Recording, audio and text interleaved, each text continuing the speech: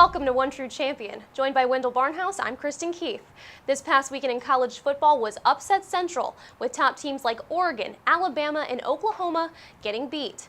On Saturday morning during ESPN's College Game Day, guest judge Katy Perry picked the Sooners to beat TCU and gave a special shout out to OU quarterback Trevor Knight. Wendell, did Katy Perry curse the Sooners? Well, I saw an upset and I liked it. Maybe there is a Katy curse, and if so, Big 12 quarterbacks are going to have to hope that she goes back to singing and costume changes. Now, let's get serious. For one day, TCU was good enough. They get another chance to prove how good they are Saturday at number 5 Baylor. And don't count Oklahoma out. There are just 9 undefeated teams left among the power conferences and about 24 teams with just 1 loss. I think with over half the season left to play, it's pretty obvious that there's a good chance that there could be 4 one-loss teams in the playoffs. So OU right now, they're in pretty good shape, but their margin for error is 0. That brings us to our fact of the week. In the last 14 meetings between OU and TCU, the Horned Frogs have never scored more than 20 points. Well, on Saturday, TCU had 21 points early in the second quarter. They finished with 37, almost twice as many as they'd ever scored against OU. And I think somebody said last week to keep an eye on the quarterback play. Well, TCU's Trayvon Boykin had 395 yards in total offense for the Frogs. I think this new offense is a perfect fit for his ability to run and pass. The Frogs now seem to have a Big 12 quality offense to go along with a Big 12 quality defense. Speaking of high scoring, Baylor, the league's highest scoring offense, got the win over Texas but failed to score until the third quarter. In fact, their only score in the first half was from a blocked field goal return.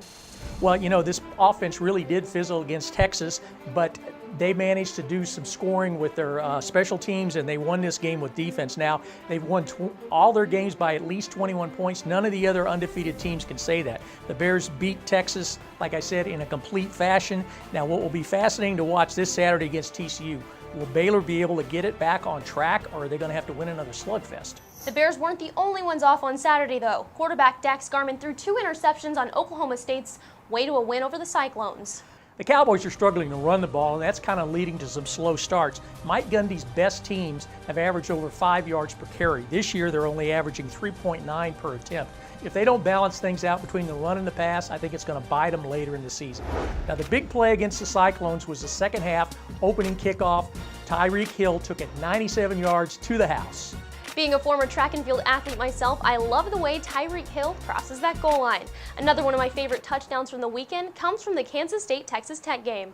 Well, senior wide receiver Curry Sexton had an unbelievable one-handed touchdown catch for the Wildcats against Texas Tech, and it appears that K-State coach Bill Snyder would like to be a producer for the worldwide leader in Bristol because he made a pitch for Sexton making the top 10 plays on Saturday, and he wound up being number 3. That's going to be the, don't they have a, what is it? Tell me the show. The top 10 plays of the day, is that what it is? That better make it. That better make it. Also on Saturday, West Virginia got the win over Kansas at home, but not before giving up 2 touchdowns to the Jayhawks. Well, they gave up 14 points, but they also forced Kansas to punt 14 times. Now, that's the same number of punts that Kansas State has attempted all season. Now, for West Virginia, it was just a grind it out, get it over with victory.